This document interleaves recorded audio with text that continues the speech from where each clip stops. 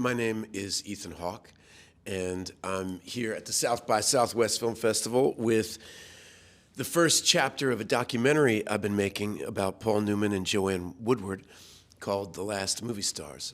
It's turned into this epic treatise on love and acting. And it's 6 hours, and the first hour we're going to show tonight. I'm still working on it.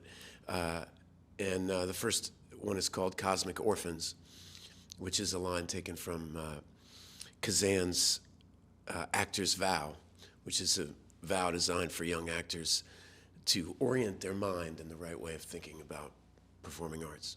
We took the title from a Gore Vidal interview where he called them the last movie stars. It was because they're the last generation that came up treated in the same way as Katharine Hepburn, Gary Cooper, the original cinema faces and the cinema performers and how they evolved.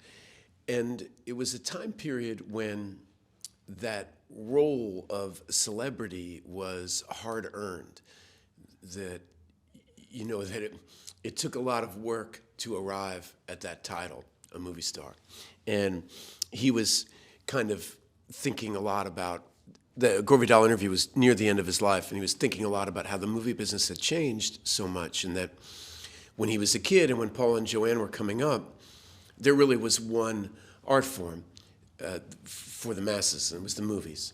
And how much that art form had been changed and how much it had been diluted in some positive ways, some negative ways.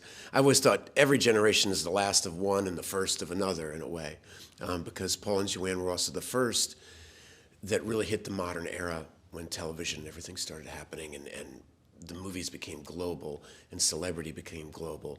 And so in a way, the movie's about Paul and Joanne, but it's also about their generation, how interconnected we all are, and we were all only as good as our time period. One of the things that happened to us in the process of making the documentary is the family gave us this unbelievable treasure trove of Paul's preparation for a memoir that he was going to write. He had himself interviewed. He had his best friend interview a lot of his collaborators, Robert Altman, Elia Kazan. The list is huge, just 150 some odd interviews. But then Paul gave up on the idea of memoir and gave up on the idea of celebrating the self and decided the whole thing was BS, and he burned them all. But I had the transcripts of all these interviews. You know, somebody had written them all down. So I just thought, well, you know what I'll do? I'll get my friends, all my friends are actors, I'll get them to read these things and we'll just act like, we'll reenact the life of actors.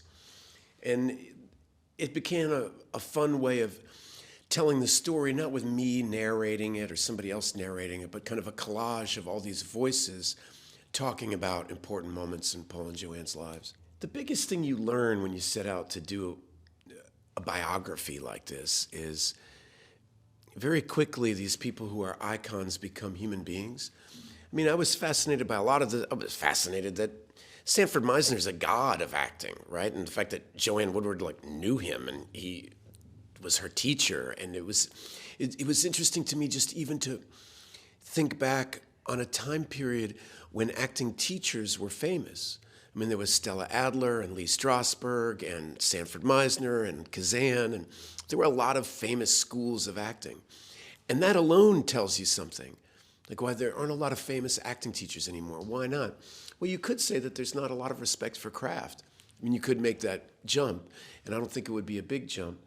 But most interesting was how human they are. It's fascinating to hear Paul talk about being insecure in class. I mean, how would you not be insecure if you're in class with James Dean and Marlon Brando and Marilyn Monroe and Geraldine Page and Ben Gazzara and Carl Malden? All these people are in your acting class.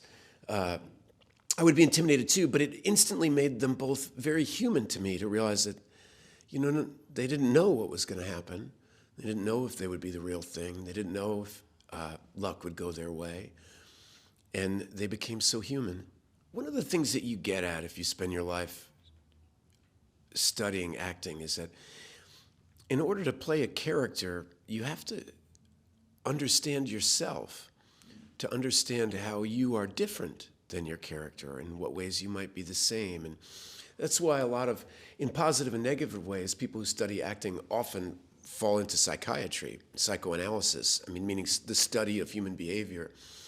So you start to have to mine yourself for what is unique about you, what you have to offer, what is malleable about you, in what ways you can expand yourself. And so the story of young actors is often a story of self-discovery, because until you're really comfortable and confident in front of the screen, it's not going to take off. And to be confident and comfortable, you have to have some amount of self-awareness. And I think the early part of Paul's life, that just didn't come easy to him.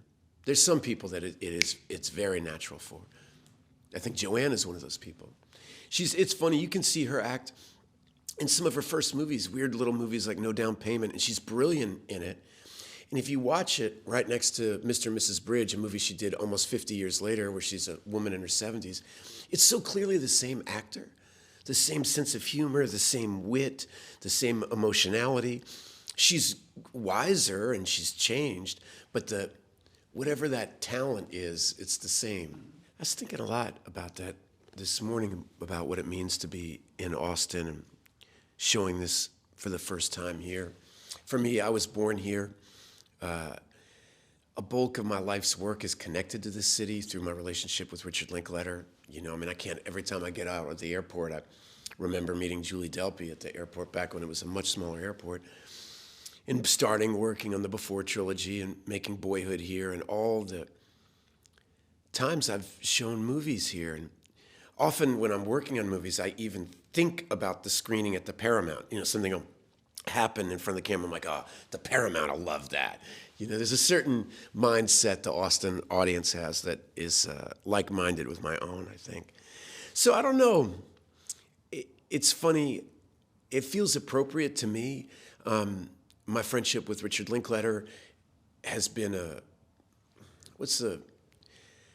I've learned so much about the history of movies from Linklater. He's one of the smartest, most educated people. He just loves them so deeply and so sincerely. And that love is contagious. And when you start to see yourself as a student of the profession and where the medium is going and where it's been, the fact that this job fell in my lap right as I was turning 50, to study two people who had 50-year careers, who did exactly what I do at the highest level for 5 decades, it felt like being asked to go back to grad school or something. Well, you know, what does a meaningful, substantive life in the arts look like?